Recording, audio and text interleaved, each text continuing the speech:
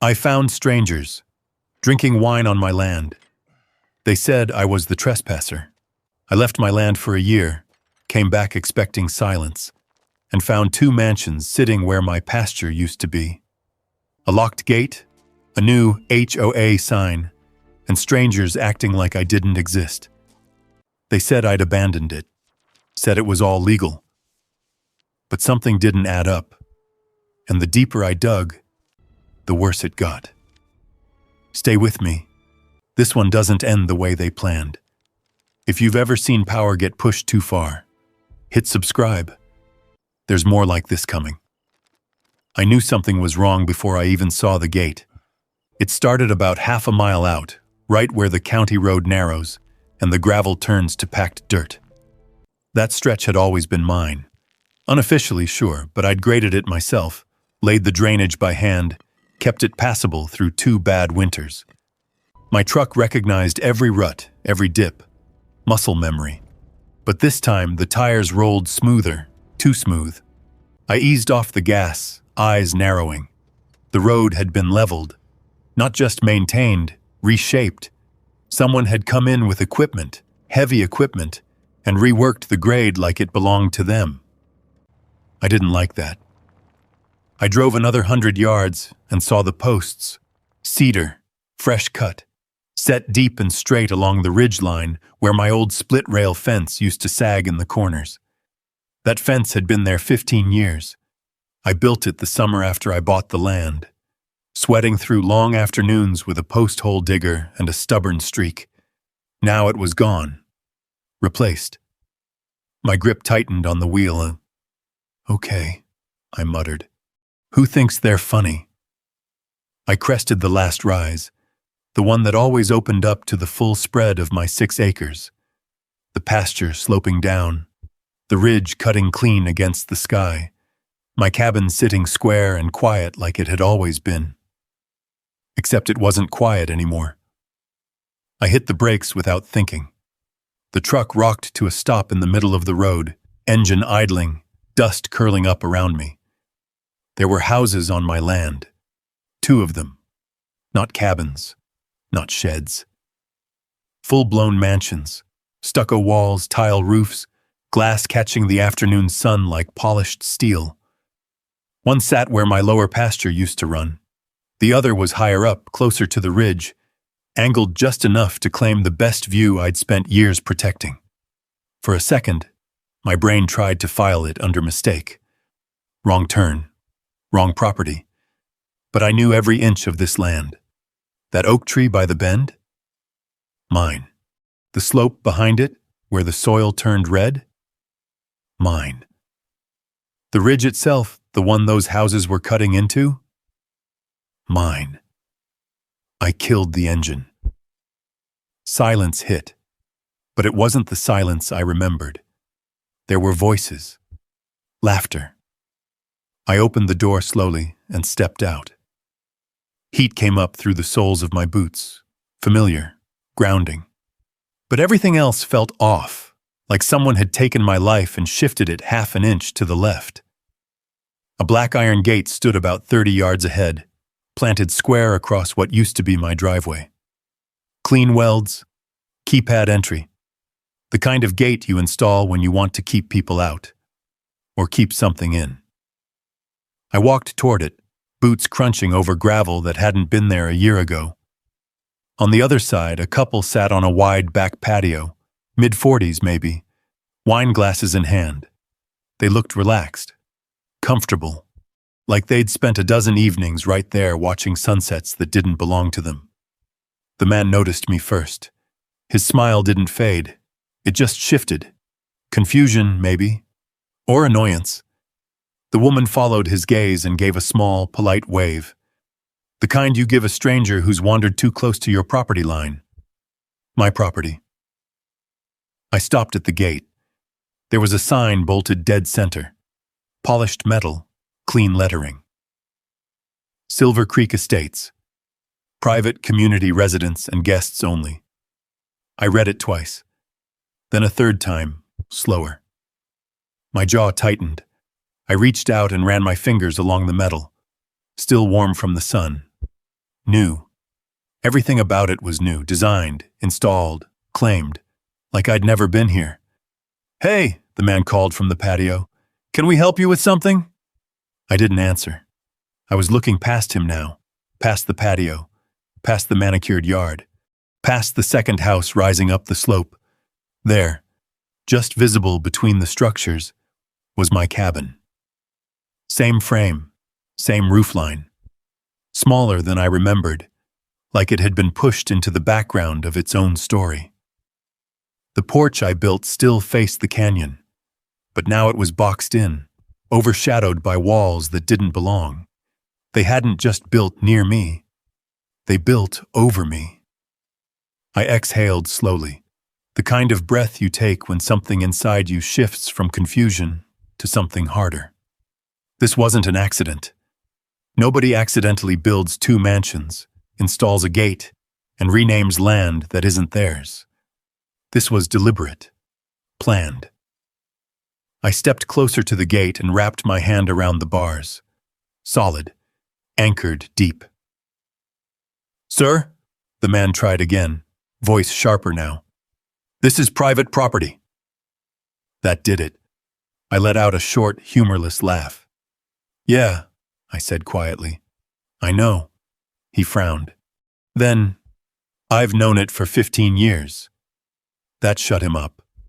The woman set her glass down, eyes narrowing as she looked at me again. Really looked this time. Not like I was lost, like I was a problem. Good.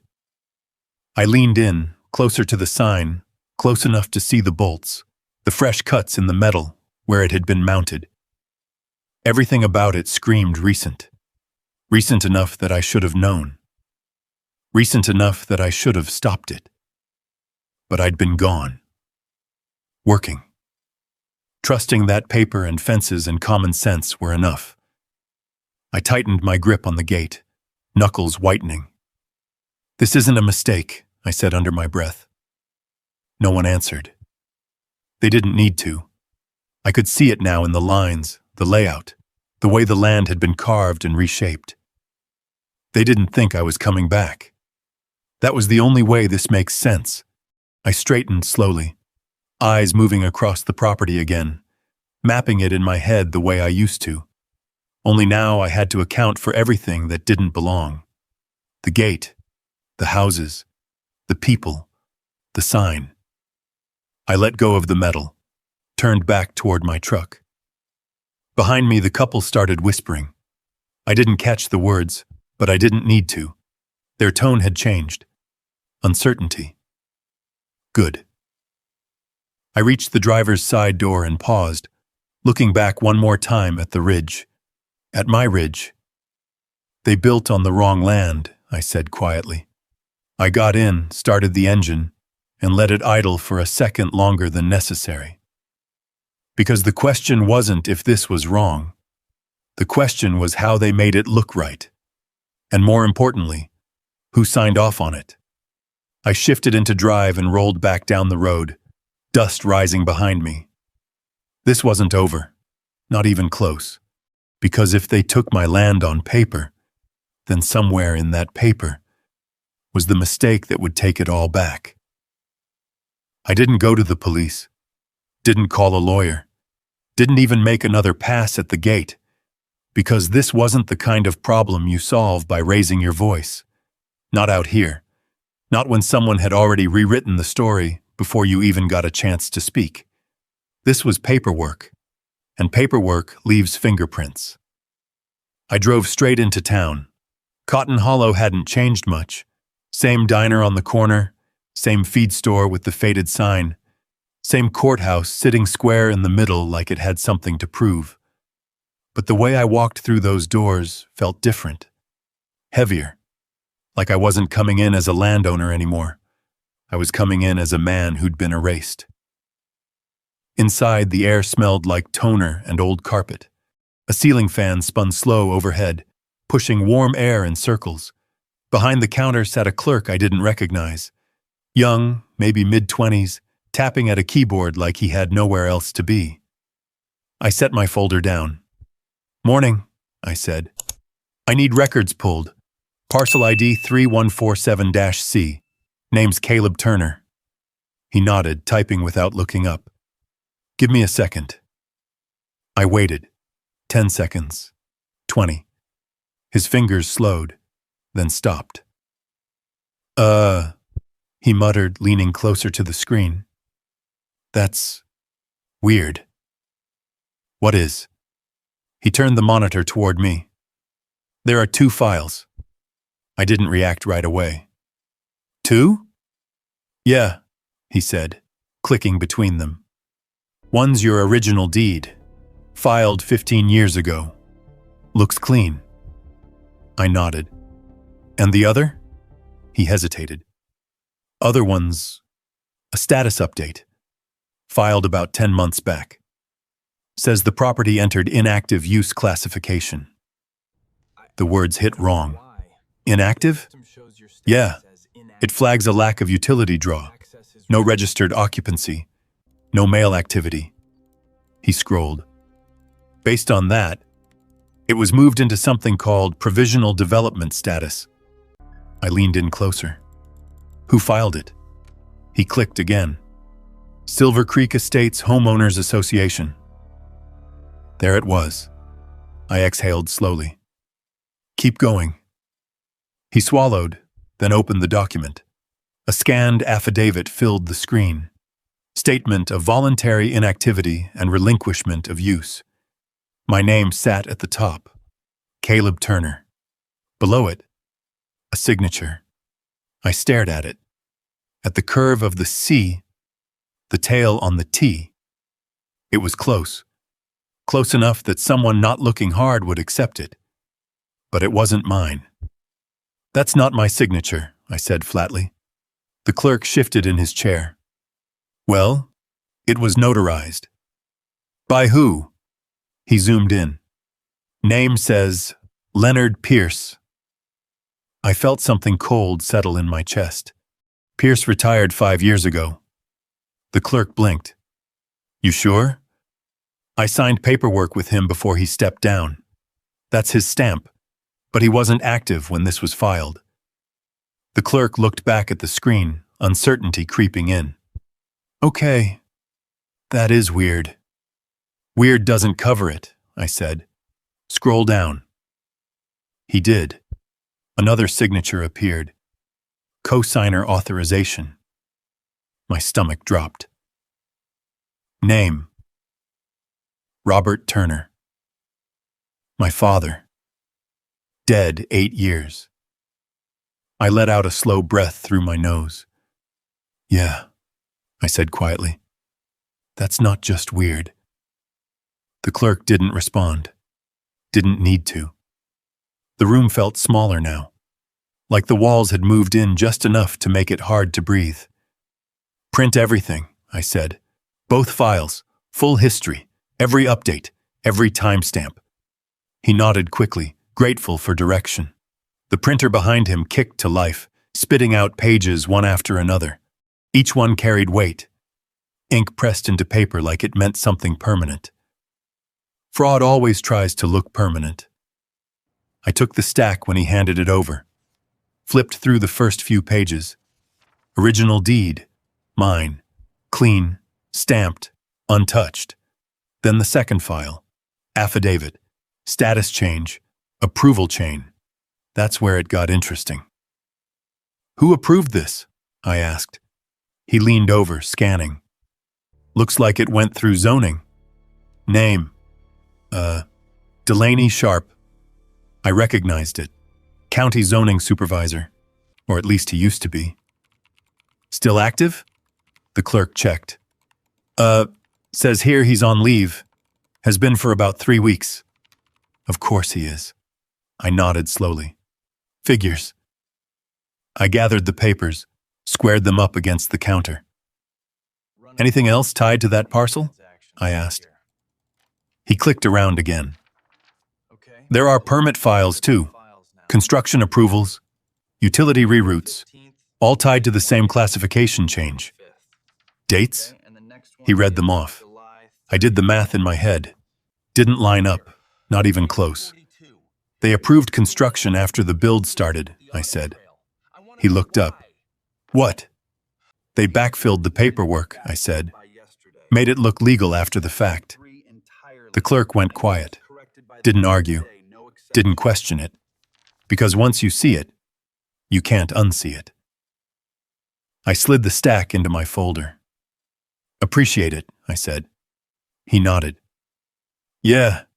Hey, if there's anything, I'll handle it. I turned and walked out. The sunlight hit hard, but it didn't bother me. If anything, it sharpened things. I stood there on the courthouse steps, flipping through the pages again, slower this time. Looking for patterns, looking for mistakes. And I found one. Not in the signature, not in the stamp, in the timing. The affidavit was filed 10 months ago. The utility reroute? 9. The permits? 8. They moved in stages. Clean. Calculated. But they all hinged on that first document. The one that said I walked away. I smiled. Because I didn't. And proving that would break everything that came after it. I looked back toward the road leading out of town. Back toward the ridge, back toward that gate. Sandra Whitmore thought she'd handed me a warning. What she'd really done was show me exactly where to start digging. I got back in the truck and started the engine. Didn't rush. Didn't slam the door. Just sat there for a second, hands resting on the wheel, letting it settle. They hadn't just taken my land. They'd built a case, a fake one. And now, I was about to tear it apart piece by piece. I pulled out onto the road. Next stop wasn't the gate, and it wasn't the courthouse. It was the land itself, because paper lies, but dirt doesn't. And somewhere between those two was the truth they missed. The road back to the ridge felt shorter this time, not because the distance changed, but because the problem had a shape now. It wasn't confusion anymore. It wasn't shock. It was structure. A forged affidavit, a dead notary, a county supervisor conveniently on leave, and a timeline that didn't line up unless someone had pushed it. Hard. I turned off the main road and rolled back onto the dirt path leading up toward my land. The tires kicked up dust again, but now I was paying attention to everything. Tracks, grading, tire patterns. Heavy equipment had been here. More than once, and not recently. They didn't rush this. They staged it. I slowed as the ridge came into view again, the iron gate cutting across the drive like it had something to prove. This time, I didn't stop right away. Instead, I pulled off to the side, about 50 yards short of the entrance, and killed the engine. Silence settled in. The real kind. No voices. No laughter. Just wind moving across the slope. I stepped out, grabbed my folder from the passenger seat, and walked the rest of the distance. Closer now, the gate looked even newer than I remembered. The weld seams were clean, paint unchipped. The keypad still had that dull shine that fades after a few months of use. This hadn't been here long, which meant everything tied to it. The sign, the houses, the people, was recent. And recent meant traceable. I stepped off the main path and moved along the edge of the fence line instead of approaching the gate directly. They'd replaced my old split rail with cedar posts and wire, but they hadn't changed the land underneath. The slope still dipped where I knew it would. The soil still hardened along the same ridgeline. They changed the surface, not the foundation. I walked about 30 yards before I found what I was looking for. A marker. Bright orange stake driven into the ground, tagged with a small plastic plate. Parcel 3, 147-C2. I crouched down, brushing dust away with my fingers. My parcel had never had a C2. It was 3147-C. Always had been. I looked up, scanning the line. Another stake 20 feet over, then another, each one labeled differently. They hadn't just filed paperwork. They'd subdivided my land without ever owning it. I stood slowly, a cold certainty settling in. This wasn't just about claiming I'd left. They'd redrawn the boundaries, created new parcels out of something that wasn't theirs to divide. I pulled the papers from my folder and flipped to the plat map. Original layout, 6 acres, single parcel, clean lines. No subdivisions, no adjustments. I held it up, aligning it with the slope in front of me. Didn't match anymore. Not because the map was wrong, because the land had been altered to match the lie. Unbelievable, I muttered. A voice cut in behind me. It's actually very believable, if you know how development works. I turned. Sandra Whitmore stood just inside the fence line, maybe 15 feet away. Same outfit as before. Clean, deliberate, controlled. Clipboard in hand like it was part of her. She must have come down from one of the houses, watching, waiting. "You came back," she said, tilting her head slightly. "I was wondering if you would." "I own the place, Mama Tisson. Figured I'd check in." Her lips curved into something that almost passed for a smile. "Ownership can be fluid," she replied. I held up the plat map. "Not according to this." She didn't even glance at it. "Outdated documents can be misleading," she said, "especially when property hasn't been actively maintained." "Funny," I said. "County records say otherwise." That got her attention. Just a flicker. "You've been downtown?" she said. "Pulled everything," I replied. "Original deed's still valid. Always has been." She shifted her weight slightly, but her tone didn't change. "Legal processes can evolve, Mr. Turner.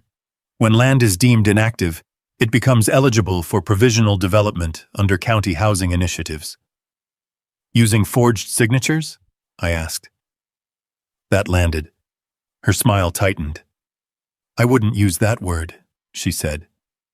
"I would," I replied. "Especially when the notary's been retired for 5 years and the cosigner's been dead for 8. Silence stretched between us. For the first time, she didn't have a ready answer. Just a measured look. Calculating. "You're making serious accusations," she said finally. "I'm stating facts." She tapped her clipboard lightly, thinking. Then she stepped closer to the fence. "Let me be clear," she said, voice lower now. "This development is fully authorized. Every step was reviewed and approved by the appropriate county offices. We've invested significant capital into improving this land." "You mean my land?" She didn't correct me. Didn't agree either. She just kept talking. "Even if there were irregularities," she said carefully, "reversing something like this isn't simple. There are stakeholders involved. Contracts, financing, residents." She gestured back toward the houses. "You see 2 homes," she continued. "I see a community in progress." I glanced past her again. At the structures, at the paved walkways, at the lines they'd drawn where mine used to be. "Yeah," I said quietly. "That's the problem." Her eyes narrowed slightly. "You could make this easier," she said. "There are options available, buyouts, compensation packages. We're willing to be reasonable." I almost laughed. Almost. "You think I'm here to negotiate?" I asked. "I think you're here because you understand how complicated this is," she said. "And because somewhere in that stack of papers you're holding, you know there's risk." She wasn't wrong. There was risk, just not for me. I took a step closer to the fence, matching her distance. "Yeah," I said, "there is." Her posture shifted just a fraction, sensing something. "The moment that affidavit goes down," I continued, "everything tied to it goes with it." She didn't respond, so I kept going. "The permits," I said. "The parcel splits, the utility reroutes, Every approval based on that document. I tapped the folder lightly. Falls apart. The wind moved between us, quiet but steady.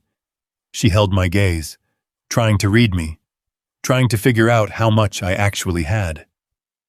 "How confident are you in that?" she asked. "Enough," I said. Another pause, longer this time. Then she straightened slightly, resetting her posture. "Then I suggest you speak with counsel before taking any action," she said, "because once this moves forward, it won't stay a local matter." "I'm counting on that." That was the first time she looked unsure. Not afraid, but aware. "There's a difference." She nodded once like she'd just confirmed something to herself.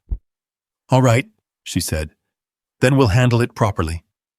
She turned and walked back toward the houses without another word. Didn't rush. Didn't look back. But I noticed something she probably didn't intend me to see. Her grip on that clipboard? Tighter than before. I waited until she disappeared inside before I moved again.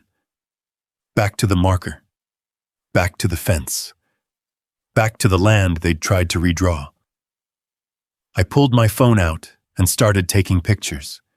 Every stake, every line, every inconsistency. Because she was right about one thing. This wasn't going to stay local. And when it moved beyond this ridge, I needed everything. I stood there a minute longer, looking across what used to be mine without question. Now it was mine with proof, and proof was stronger than any fence they could build. I turned back toward the truck, because the next step wasn't standing here. It was building a case they couldn't walk away from, and I already knew who to call. Tom Alvarez. If there was one person in this county who understood landlines better than paper lines, it was him. I got in, started the engine, and pulled away from the ridge again. But this time, I wasn't leaving. I was setting the board. And Sandra Whitmore had just made her move. Now it was my turn. Tom Alvarez didn't ask questions when I called. He just said, "Give me the coordinates," and hung up. That's how Tom worked. No small talk, no speculation, just facts. And he didn't deal in anything else.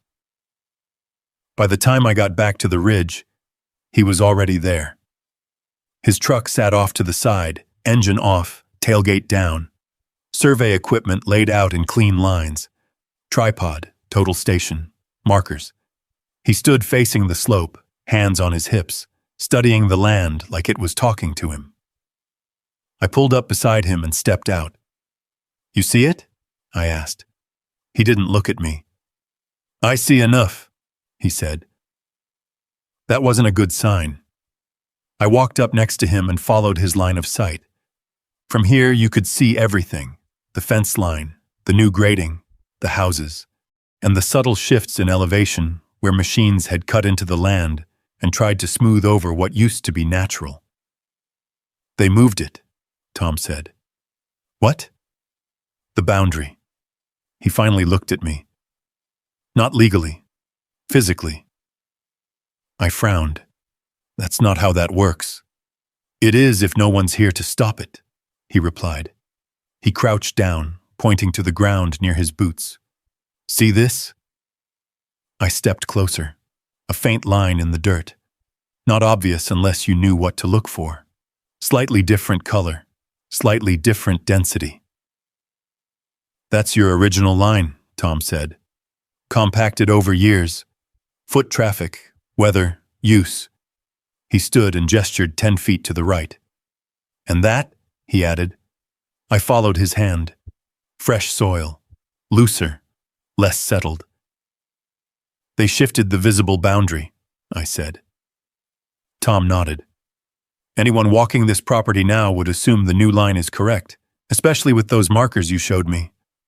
"Parcel 3147-C2, I said. He let out a short breath. "Yeah," he said. "That's not real. At least not in the original survey." I handed him the plat map from my folder. He scanned it quickly, then looked back at the land.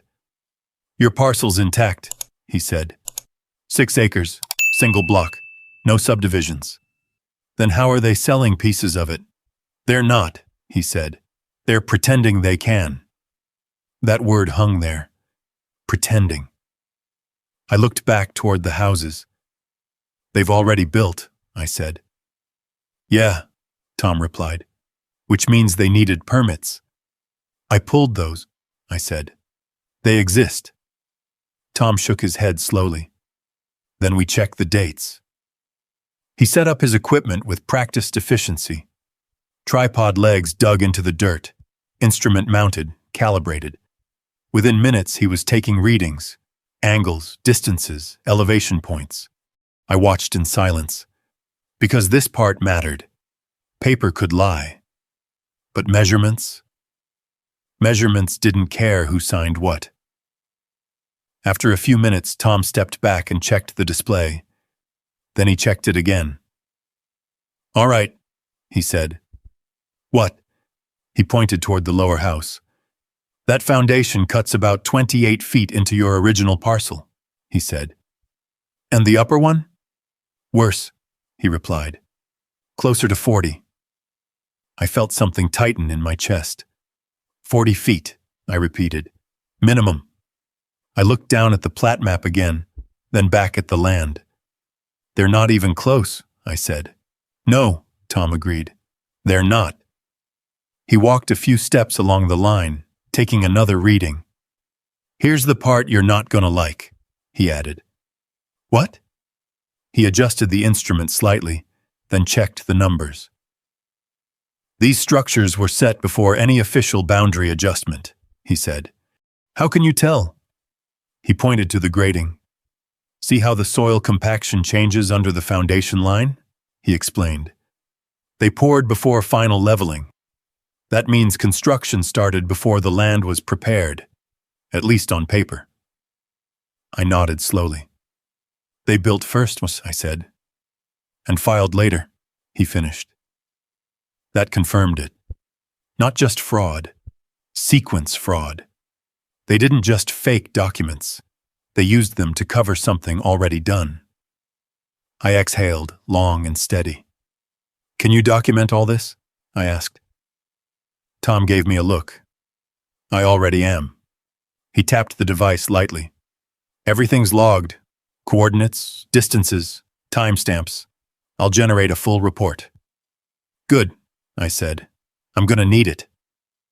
We stood there for a moment, both looking out at the same land. Same facts. Different stakes. You're going to court, Tom said finally. Yeah. You'll win, he added. I glanced at him. That simple? No, he said, but it's clean, and clean wins. I nodded. Then a truck door slammed somewhere behind us. We both turned. Hank Doyle was walking up from the side road, hat low, hands stuffed in his pockets. He moved like he always did, slow, steady, like nothing surprised him anymore. Figured you'd be back, Hank said as he approached. You've been watching? I asked. Hard not to, he replied, nodding toward the houses. They lit this place up like a fairground soon as you left. I exchanged a look with Tom. When did they start? I asked. Hank didn't answer right away. He walked over to the fence, resting a hand on one of the cedar posts. First truck showed up about 10, maybe 11 months ago, he said. Big rigs, excavators. Didn't look like survey work. Looked like building. I felt my jaw tighten. Permits say 8 months, I said. Hank gave a small, humorless smile. Then your permits are lying. Tom crossed his arms. Any notice posted? He asked. Hank shook his head. Nothing public, he said. No county signs, no hearings. Just showed up and got to work. How fast? I asked. Fast enough, Hank replied. Foundation went in within weeks. Framing right after. He looked at me directly. They weren't waiting on approval, he said. They already had their plan. That sealed it. Timeline mismatch. Unauthorized construction. fabricated authorization. I pulled out my phone and snapped a few more photos. Markers, fence lines, the houses themselves. "Would you testify to that?" I asked Hank. He didn't hesitate. "If it comes to it," he said.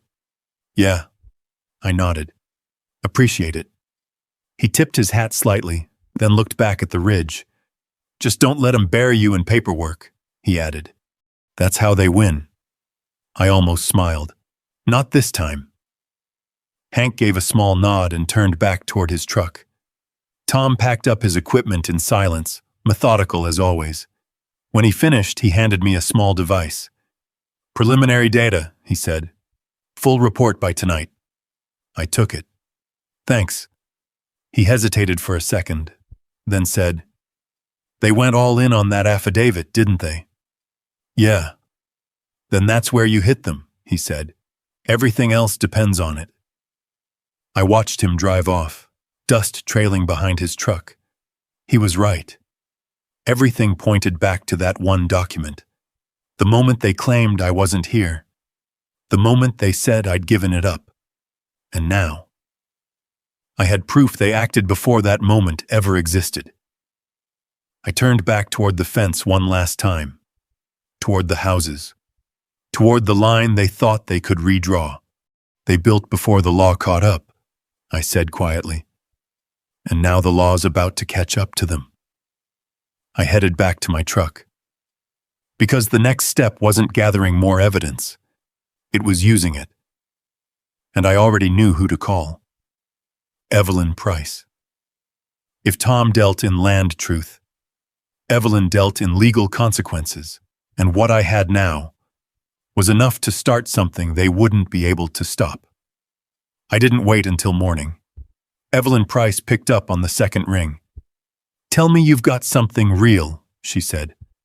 "I've got forged signatures, a dead notary, backdated permits, and 2 houses sitting 40 feet inside my property line." There was a pause. Then, "Where are you?" "On site." "Stay there," she said. "Don't talk to anyone else. Send me everything you have. I'll be there in 2 hours."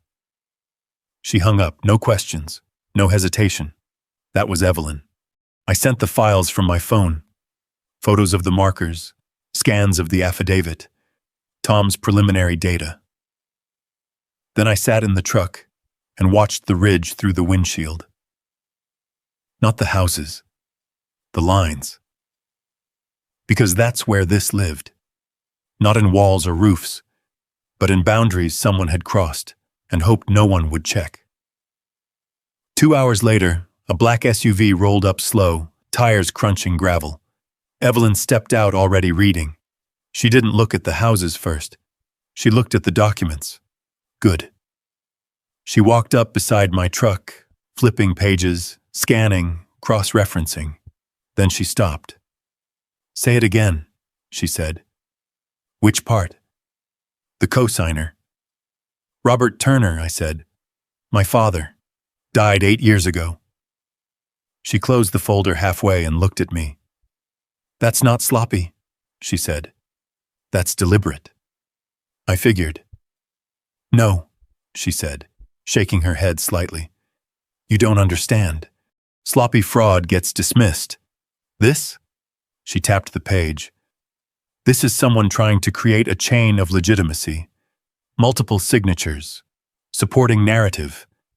They wanted it to survive scrutiny. Then they should have used someone alive." That got the faintest hint of a smile. "Agreed," she said. She turned and looked at the land for the first time.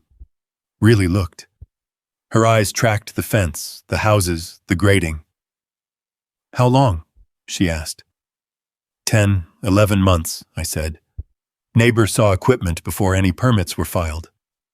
"Permits are 8 months old," she said, flipping to that section. "So they built first, then legalized after. Or tried to." She walked toward the fence, stopping near one of the orange stakes. "Parcel split," she said. "Fake," I replied. Tom confirmed. She crouched, brushing dirt away, then stood again. "Good," she said. "Because if those subdivisions held, This would get messy fast. It's not messy already? I asked. She looked back at me. No, she said. Right now, it's clean. That surprised me. How? Because everything they did depends on one document, she said, holding up the affidavit. If this goes down, everything built on it collapses. That's what Tom said. Then Tom knows what he's talking about. She walked back to the SUV and leaned against the hood, laying the documents out flat. Here's the problem, she continued.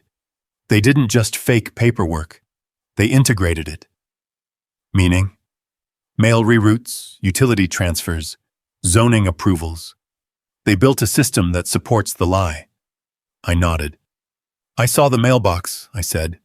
It's gone. Replaced. That's not cosmetic, she said. That's control. Control of what? Communication, she replied. If every notice, every letter, every certified document gets redirected through their system, you never see it. And if you never respond, they claim abandonment, I finished. Exactly. I leaned back against the truck. They didn't just take the land, I said. They cut me out of it. Evelyn nodded. And that's where they made their biggest mistake. How so? Because that requires access, she said. Digital, physical, administrative, which means there's a trail. She tapped the stack of papers. And trails are evidence. I watched her work for a moment, sorting documents, aligning timelines, building something in her head I couldn't quite see yet. What's first? I asked. She didn't look up. We freeze it. How? Emergency injunction, she said. We file with the county court. Claim fraudulent conveyance and unauthorized development. If the judge signs off, all activity on this parcel stops immediately. And if they don't? They will, she said. This is textbook. She flipped another page. Second, she continued, we request a forensic review of the affidavit. Signature analysis, notary verification, certificate chain. Certificate chain? Digital authentication, she said. If this was filed electronically, and it was, there's metadata tied to it. Origin point, timestamps, IP logs. I frowned. You think they messed that up? Everyone messes something up, she said. Especially when they think they're smarter than the system. She gathered the papers back into a neat stack. Third, she said, we go after the permits. On what grounds? Improper issuance, she replied.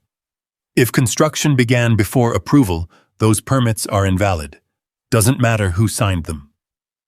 I nodded slowly. And the zoning supervisor? I asked. Sharp? On leave, she said. Convenient timing. You think he's involved? I think he signed something he shouldn't have, she said. And now he's not around to explain it. She looked back at the houses again. Who's living there? She asked. Couple I saw earlier, I said. Didn't catch names. Doesn't matter yet, she said. They're downstream. We focus upstream. Meaning Sandra. Meaning Sandra, she confirmed. Right on cue, the front door of the lower house opened. Sandra Whitmore stepped out. She saw us immediately. Didn't hesitate. Just walked straight toward the fence. Same measured pace, same controlled posture. Evelyn didn't move. Didn't greet her. Just watched. Sandra stopped a few feet away, eyes flicking between us. I see you've brought counsel, she said. Evelyn stepped forward slightly. Evelyn Price, she said. Representing Caleb Turner. Sandra gave a small nod. Sandra Whitmore, she replied. President of Silver Creek Estates. I'm aware, Evelyn said. Silence stretched for a second. Then Sandra spoke again. If this is about the property classification, we've already explained the process. You filed a fraudulent affidavit, Evelyn cut in. No change in tone, no hesitation, just fact. Sandra's expression didn't shift. but her eyes did. "That's a serious claim," she said. "It's an accurate one," Evelyn replied. "We have documentation, timeline discrepancies, and witness testimony confirming construction began prior to any approved permits." Sandra folded her hands in front of her. "Then I suggest you proceed carefully," she said, "because this development is backed by investors, legal teams, and county approval." Evelyn took a step closer to the fence. "So was every failed project that relied on forged documents," she said calmly. Sandra held her gaze. Neither of them blinked. "This won't stay local," Sandra said. Evelyn nodded. "Good," she said. "That's exactly where it needs to go." Another pause. Tighter now. Sharper. Sandra broke it first. "We'll be in touch," she said, turning back toward the house. "Don't wait too long," Evelyn called after her. "We're filing in the morning." Sandra didn't respond, just kept walking. But her pace? Faster than before. Evelyn watched her disappear, then turned back to me. "They're rattled," she said. "Good." She handed me the folder.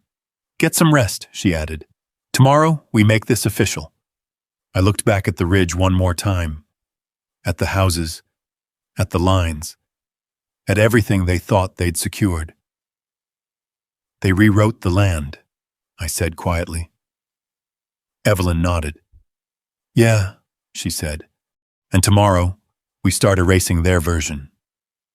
I got back in the truck, started the engine, because this wasn't about proving I was right anymore.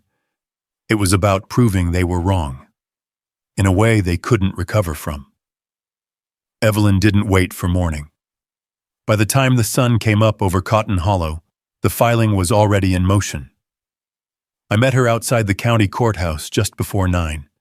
She stood by the steps, tablet in hand, reviewing something for the third time like she expected it to change if she stared long enough. "It won't," I said, walking up. She didn't look up. "Good," she replied. "That means it's tight." "Everything in?" "Everything that matters," she said, finally turning the screen toward me. I scanned the heading. Emergency motion for injunction, fraudulent conveyance and unauthorized development. Below that, my name, Caleb Turner. Still there. Still mine. "We're asking for a full stop on all activity tied to the parcel," she said. "Construction, occupancy, sales, financing, everything freezes until the court reviews the case." "And if they ignore it?" "They won't," she said. "Not once it's filed. That's contempt." She tapped the screen again. "More importantly, we're attaching the affidavit as Exhibit A." "The forged one." "The weak link," she corrected. "Everything they've done depends on that document holding up." I nodded. "And once it doesn't?" She locked the tablet and tucked it under her arm. "Then the rest collapses under its own weight." We walked inside together. No ceremony, no announcement. Just two people carrying a stack of paper that had more power than anything built on that ridge. At the clerk's window, Evelyn slid the documents across. "Filing emergency motion," she said. "All supporting exhibits included." The clerk took it, stamped it, logged it. Just like that. It was official. No yelling, no confrontation. Just ink hitting paper in the right place at the right time. We stepped back outside. I exhaled slowly. "That's it?" I asked. "That's the first move," she said. I looked out toward the road leading back to the ridge. "They're not going to like it." Evelyn gave a small, almost amused look. "They don't have to like it," she said. "They just have to respond to it." My phone buzzed in my pocket. Unknown number. I answered. "Turner." A man's voice on the other end. Sharp, controlled. "This is Greg Lawson, counsel for Silver Creek Estates." Of course it was. "That was fast," I said. "We monitor filings closely," he replied. "Especially ones that involve our clients." I figured. A brief pause. We received your motion, he continued. And I'm calling to advise you to reconsider. I leaned against the courthouse railing. Reconsider what? This course of action, he said. You're alleging fraud, misrepresentation, unauthorized development. These are serious claims. Yeah, I said. They are. And if they're not substantiated, he added, you expose yourself to significant liability. Evelyn stepped closer, listening. Good thing they are, I said. Another pause. Longer this time. You understand, he continued, that Silver Creek has investors, contracts, and residents already in place. Freezing operations could cause substantial financial damage. That's kind of the point, I said. You're escalating unnecessarily, he said. No, I replied. I'm correcting something that shouldn't have happened.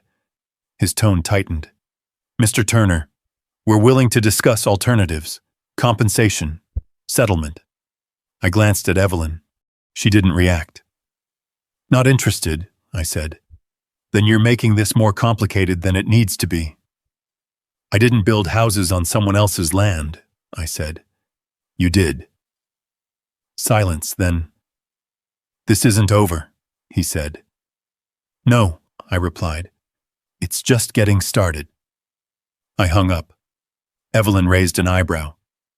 Investor pressure already, she said. Sounded like it. That's good, she added.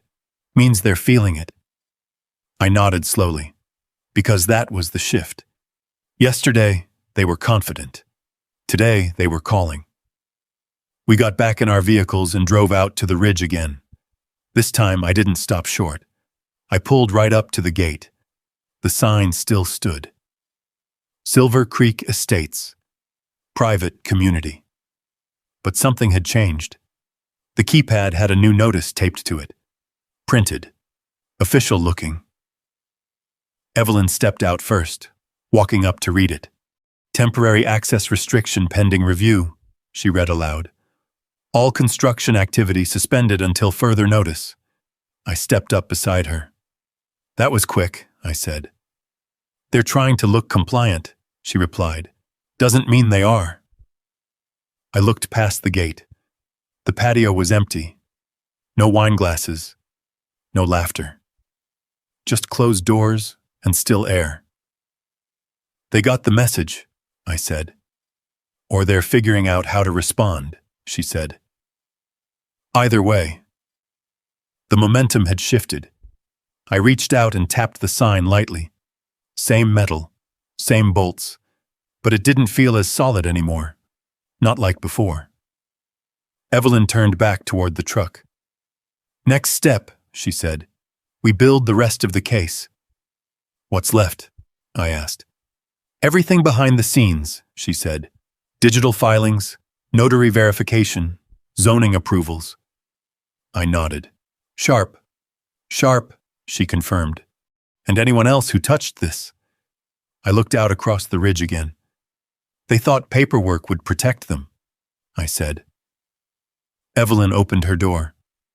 It might have, she said, if they hadn't rushed. I paused. Rushed? She looked back at me. They built before they were covered, she said. That's not confidence. That's arrogance, I said. She gave a small nod. Exactly. I got back in my truck and sat there for a second, engine off, hands resting on the wheel. Yesterday, I didn't know what I was looking at. Today, I knew exactly what it was.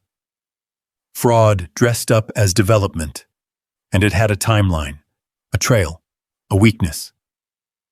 I started the engine, because stopping them wasn't enough anymore. Now, I had to prove how they did it, and once that came out, there wouldn't be anything left for them to stand on. The call came before noon. I didn't recognize the number, but I answered anyway. Turner? Yeah, a voice said. This is Tom. You sitting down? I glanced at the ridge from where I was parked down the road. Doesn't matter, I said. What is it? You were right about the timeline, he said. But it's worse than we thought. I straightened slightly. Go on. I pulled archived permit logs, he said. Not the public ones, the back-end submission history. There's a gap.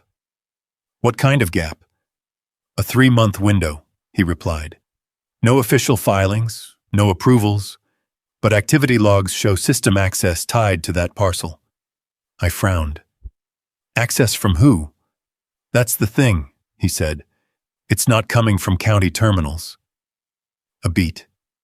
It's coming from a private network. I felt something shift. Which one? Silver Creek's. That landed hard. They were in the system before anything was approved, I said. Yeah, Tom replied. And they weren't just viewing files. They were uploading. I didn't speak for a second, because that changed everything. That means the affidavit, I said slowly. Wasn't just submitted, Tom finished. It was inserted. I looked down at the folder sitting on the passenger seat, at the document that everything depended on. They didn't just fake it, I said. They placed it. Exactly. A truck passed on the road behind me, dust trailing out wide. I didn't move. Send me everything, I said. Already did, Tom replied. Check your email. And Caleb, yeah? There's a timestamp attached to one of the uploads, he said. Internal memo. Looks like it got cached in the system by mistake. My pulse didn't spike. It settled, heavy. Send that too. Just did. The line went dead. I reached for my phone and opened the inbox. 3 files, logs, access records, and 1 PDF. No letterhead, no formatting, just text. I opened it. Dated 11 months ago, short. 15 words. Finish Turner parcel before he returns. Board wants full integration. Assume he won't come back. I read it twice. Then once more. Because sometimes your brain needs repetition to accept what it's looking at. Assume he won't come back. That wasn't negligence. That wasn't misunderstanding. That was intent. I leaned back in the seat, staring at the screen. All the noise from the past 2 days, the arguments, the explanations, the fake legal language, it all dropped away. This was clean, direct, undeniable. They planned it from the start. I printed the file at the nearest copy shop 10 minutes later. Didn't trust digital alone. Paper mattered. Paper held weight. When I got back to the ridge, Evelyn was already there, standing by her SUV, phone pressed to her ear. She saw me, ended the call, and walked over. You got something? She asked. I handed her the printout. She read it once, didn't blink, read it again. Slower. Then looked up. That's intent, she said. Yeah. That's conspiracy, she added. Yeah. She tapped the page with her finger. They knew you were gone, she said. They timed everything around that. Not just timed it, I said. They counted on it. Evelyn folded the paper carefully and slid it into the folder. This changes the case, she said. How? We're not just arguing fraud anymore, she replied. We're arguing coordinated fraud with premeditation. I nodded. Criminal. Potentially, she said. At minimum, it strengthens the injunction. At best, it triggers a referral. I looked past her toward the houses again. Still quiet. Still standing. They thought this was locked in, I said. They thought you were gone, she corrected. A car door slammed up the hill. We both turned. Sandra Whitmore was coming down the path again. Faster this time. No clipboard. No measured steps. Just purpose. She stopped at the fence, eyes locked on us. What are you doing here? She asked. Evelyn didn't answer, just held up the paper. Sandra's gaze dropped to it, then back up. "What is that?" she asked. "Your mistake," Evelyn said. Sandra's jaw tightened. "I don't know what you think you've found. You want me to read it out loud?" Evelyn cut in. Silence. Sandra didn't respond. Didn't need to. Her eyes had already shifted. Recognition. Not full, but enough. "You've been accessing county systems from a private network," Evelyn continued. "Uploading documents outside of proper channels, and this," she tapped the page again, "this shows intent." Sandra's composure cracked. Just slightly. But it was there. "That document isn't authenticated," she said quickly. "It doesn't have to be," Evelyn replied. "It just has to exist. And now it does. In our file." Sandra's eyes flicked to me. For the first time since this started, she looked unsure. "You're overreaching," she said. "No," I said quietly. "You did." Another pause. Longer. Heavier. "You don't understand what you're stepping into," she said. I met her gaze. "I understand exactly," I replied. Evelyn stepped forward half a pace.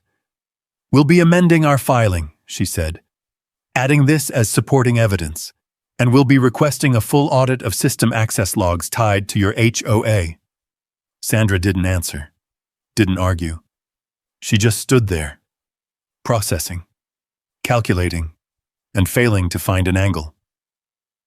"Think carefully about your next move," Evelyn added, "because at this point, everything you do is being documented." Sandra exhaled slowly, then turned, walked back toward the houses without another word. No control, no closing line, just retreat. I watched her go, because that was the moment. Not the gate. Not the first confrontation. This. When the story shifted. From defense to exposure. Evelyn looked at me. "They're done," she said. "Not yet," I replied.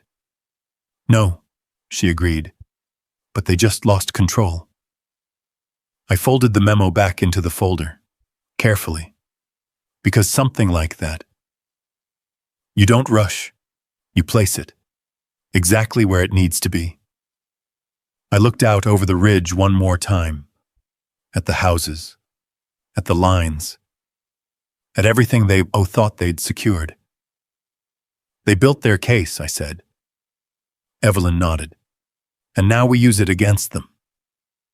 I turned back toward the truck, because the next step wasn't gathering evidence anymore. It was presenting it, in a room where they couldn't walk away. And once that happened, there wouldn't be anything left to hide behind. The courthouse didn't look any different than it had 2 days ago. Same brick, same flag, same quiet steps leading up like nothing inside ever changed. But this time it wasn't just paperwork. It was people. Sandra Whitmore arrived first. Black suit, clean lines, hair perfect, walking in like she owned the place the same way she'd walked my ridge. Behind her, 2 attorneys, both carrying folders thicker than anything we'd filed. Confidence, manufactured, but practiced. Evelyn and I stepped in a minute later. No rush, no show, just walked straight past them without a word. Inside, the room was already filling. Clerk at the front, judge's bench empty for now. A couple of county staff in the back row, watching. Not involved, but interested. That told me everything I needed to know. This had moved past local. Sandra's team took the left table. We took the right. She glanced over once. Just once. No smile this time. No greeting. Just a quick assessment. Then she turned back to her lawyer. "Good. Let her stay there." The door behind the bench opened. Judge Halperin stepped in, robe settling as he took his seat. No theatrics. No wasted motion. "Let's proceed," he said. Evelyn stood first. Your Honor, we're here on an emergency injunction regarding parcel 3147-C, owned by my client, Caleb Turner. We are asserting fraudulent conveyance, unauthorized development, and improper issuance of permits. Sandra's attorney stood immediately after. Your Honor, Silver Creek Estates operates under county-approved development guidelines. We reject the allegations of fraud and assert that all actions taken were within legal frameworks. Clean, polished, predictable. The judge nodded. Let's see the evidence. Evelyn didn't rush. She laid it out piece by piece. Exhibit A, she said, placing the affidavit forward. Purported voluntary relinquishment signed by Mr. Turner. The judge scanned it briefly. Signature contested? Yes, Your Honor, Evelyn said. Supported by verification that the listed notary was retired at the time of filing. Sandra's lawyer stepped in. Clerical error, he said smoothly. Not uncommon in digital processing. Evelyn didn't even look at him. Exhibit B, she continued, sliding the next document forward. Co-signer listed as Robert Turner, deceased 8 years prior. That got a reaction. Not from Sandra. From the room. Small shift. Quiet movement. The judge looked up this time. Counsel, he said, directing it at Sandra's side. Her attorney adjusted his stance. We are reviewing that detail, he said. It may be a data entry. Dead men don't sign affidavits, Evelyn said, cutting through him. Silence followed. Not loud, but sharp. The judge leaned back slightly. Continue. Evelyn nodded once. Exhibit C, she said. Survey data confirming that both structures currently occupying the parcel extend between 28 and 40 feet beyond the original boundary line. Tom stepped forward when called. Calm, precise. He explained the measurements, the compaction differences, the physical markers that hadn't changed. No emotion, just facts. Sandra's attorney tried to interrupt. Assumptions based on surface analysis, confirmed by coordinate mapping, Tom said without raising his voice. Backed by original plat records. That shut it down. The judge made a note, then looked back at Evelyn. Construction timeline? He asked. Evelyn slid another set forward. Exhibit D. Witness testimony and verified observation confirming construction began prior to any permit approval. Hank stepped up. Same steady presence. No drama. Just told the truth. Dates, equipment, timeline. He didn't exaggerate.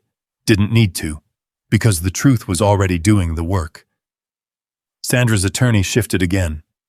Your Honor, even if timelines overlapped, development often doesn't precede authorization, Evelyn said. Flat. Final. The judge's pen paused, then moved again. Sandra still hadn't spoken. Not once. That was new. Then Evelyn reached into the folder, pulled out the last page. Didn't place it immediately. Just held it. This final exhibit, she said, addresses intent. Sandra's head turned. Fast. There it was. The first real crack. Evelyn placed the document down, face up. The memo. The judge read it in silence. No interruption. No explanation, just read. Then looked up. Is this authenticated? He asked. Recovered from system logs tied to the HOA's internal access, Evelyn said. Time-stamped and verified through metadata. Sandra's attorney stepped forward immediately.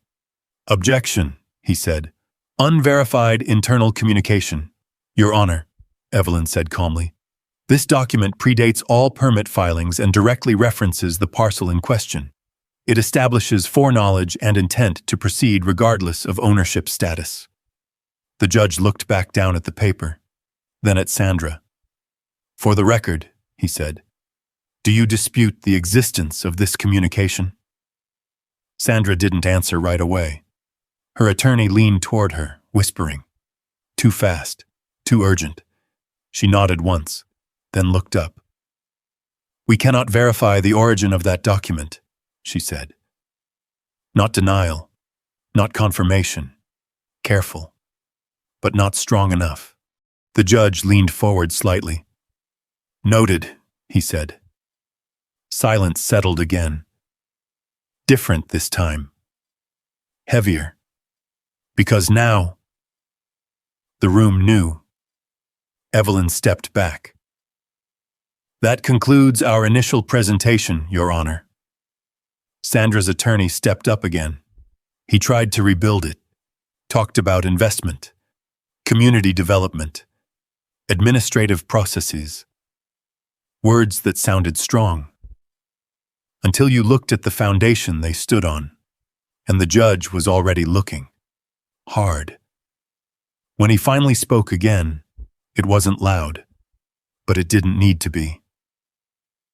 "I'm granting the temporary injunction," he said. Everything stopped. Effective immediately, all activity on Parcel 3147-C is suspended pending full review. No construction, no sales, no occupancy changes. Sandra didn't move, didn't react, but her attorney did. "Your Honor, this is temporary," the judge continued, "but based on what I've seen, it's necessary." He looked down at the documents again, then back up. "And I strongly suggest all parties prepare for further inquiry into how these filings were processed." That was it. Gavel didn't even come down hard. Just enough. Controlled, like everything else in that room. But the effect? Immediate. Sandra's team leaned in, voices low, fast, trying to adjust. Evelyn didn't move, didn't speak, just gathered the documents calmly. I sat there for a second longer, letting it settle. Because this wasn't the end. Not yet. But it was the shift. The moment where control left their side and didn't come back. As we stood to leave, Sandra finally looked at me. Really looked. No confidence. No control. Just calculation. And something else. Doubt. Good. Because from here on out, every move she made would be under a microscope, and every mistake would cost her more than the last. We walked out of that courtroom without saying a word. Didn't need to, because the message had already been delivered. Loud enough, clear enough. And for the first time since I came back, the land wasn't the only thing that belonged to me again. Control did too. But control doesn't end a fight. It changes how the next one starts. 2 weeks later, we were back in the same courtroom. Different energy, different stakes. This time, it wasn't about stopping them. It was about exposing them. The room was fuller. Word had spread. County staff, a few reporters, even people from nearby properties who'd heard something was off about Silver Creek. Sandra Whitmore sat at the same table, same posture, same suit. But it didn't fit the same way anymore. Too tight across the shoulders. Too controlled. Like she was holding something in place that didn't want to stay there. Her attorney looked worse. Less polished. More careful. Because now, they knew what we had. Judge Halperin stepped in, took his seat, and didn't waste time. "Proceed," he said. Evelyn stood. No build-up, no framing, just straight into it. "Your Honor, we are submitting additional evidence establishing direct involvement of the HOA in unauthorized system access and document manipulation." Sandra's attorney stood immediately. "Objection. Overruled," the judge said without looking up. "You'll have your turn." That was new. Evelyn stepped forward. "Call it what it is," she said calmly. "They didn't just file paperwork. They engineered it." She placed the system logs down. IP traces, access records, submission timestamps, everything Tom had pulled, and everything Evelyn had verified. These logs show repeated access to county filing systems from a private network tied directly to Silver Creek Estates, she said. The judge leaned forward. Sandra didn't move, didn't react, didn't give anything away. Evelyn kept going. More importantly, they show document uploads occurring prior to any official review or authorization. Sandra's attorney stepped in again. Access logs don't prove authorship, they prove entry points, Evelyn said, which leads us to responsibility. The judge nodded slightly. Continue. Evelyn didn't hesitate. She moved to the next document. The affidavit. The one everything depended on. Let's clarify something, she said, turning slightly toward Sandra's table. Who handled the notarization process for this filing? Sandra's attorney opened his mouth, but Sandra spoke first. We used a contracted notary service, she said. It came out fast. Too fast. Evelyn didn't move, didn't react. Just let the words settle. Contracted, she repeated. Sandra nodded, realizing too late what she'd just confirmed. Yes, she said. A third-party service that manages digital filings. Evelyn took one step forward. Do you have the original certification chain for that notarization? She asked. Sandra's attorney cut in. That's not relevant. It's central, Evelyn said, because the notary listed on this document was not active at the time of filing. The judge looked directly at Sandra now. Answer the question, he said. Sandra hesitated. Just a second. But it was enough. We rely on our service providers, she said. They handle compliance. Evelyn nodded slowly. So you can't produce a valid certification chain tied to that signature, she said. Sandra didn't answer. Didn't need to. The silence said it for her. Evelyn turned back to the judge. That means the notarization is invalid, she said. Which means the affidavit is invalid. Which means every action based on that affidavit is compromised, the judge finished. Sandra's attorney stepped forward again, more aggressive now. Your Honor, even if there were irregularities, the development has progressed to a point where reversal would cause damage, Evelyn said. Yes, he snapped. Significant financial damage. Evelyn held his gaze. Good, she said. The room went still, because that wasn't the response they expected. She turned back to the judge. They built before approval, she said. They filed after. They manipulated records to support it. And now they're asking the court to protect the result of that process. The judge leaned back, looked at the documents again, then at Sandra. Did you authorize these filings? He asked. Sandra didn't answer immediately. Her attorney leaned in again, whispering. But this time, she didn't listen. She looked straight ahead and spoke.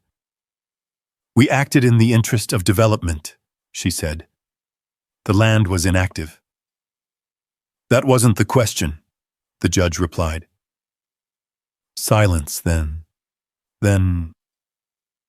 Yes, she said. I authorized the process. That was it. Not loud, not dramatic, but final. Because that tied everything together, the affidavit, the permits, the system access, all of it, back to her. Evelyn didn't smile, didn't react.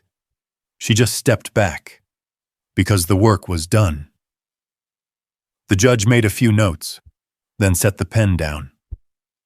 Based on the evidence presented, he said, this court finds clear indication of document falsification, improper authorization, and procedural abuse.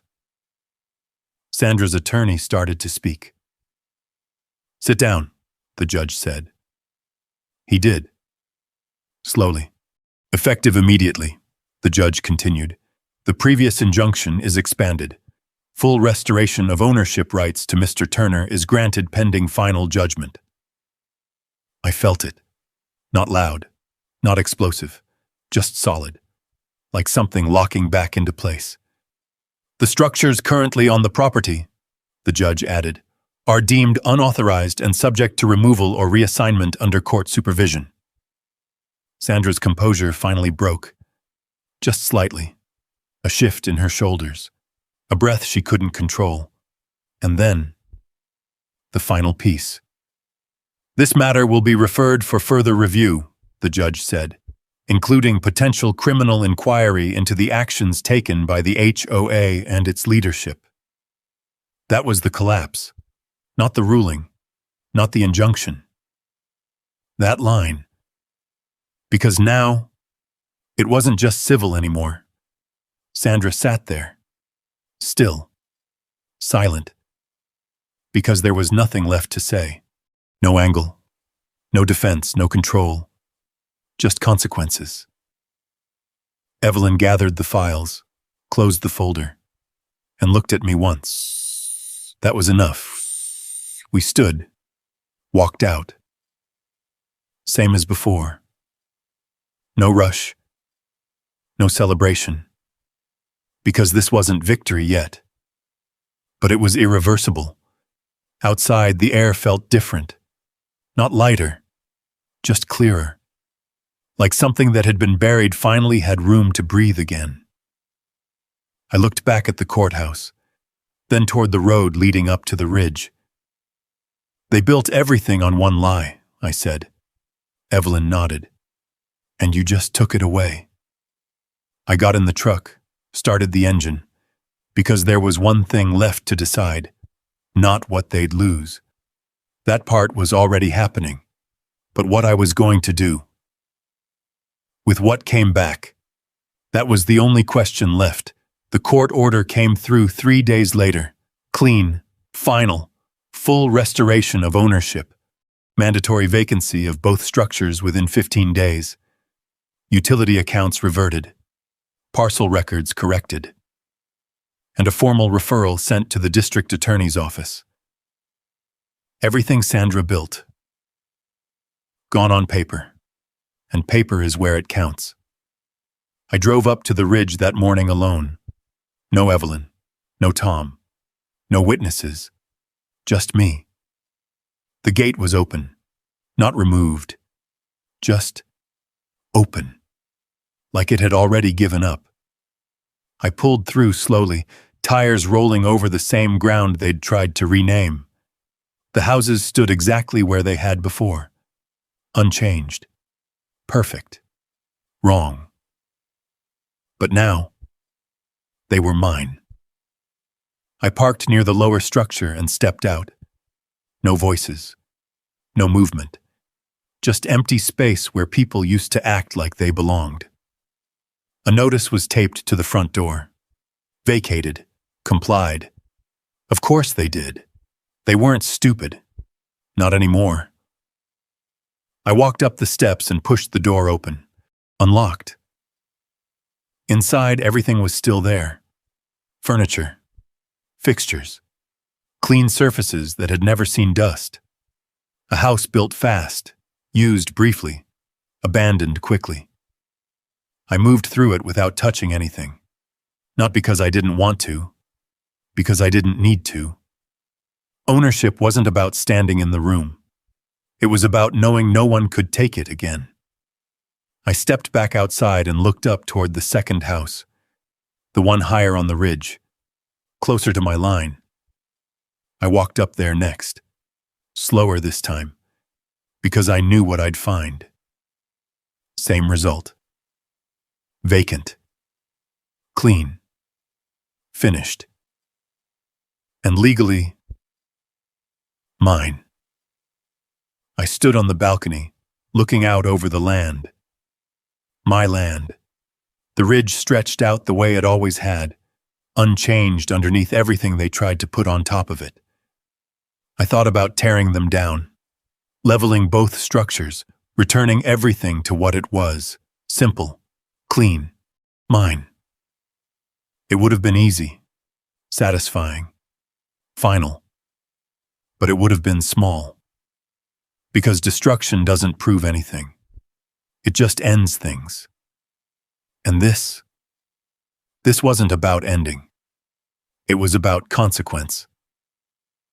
I walked back down to the truck and sat there for a minute, thinking, not about what they did. That part was done, but about what it meant.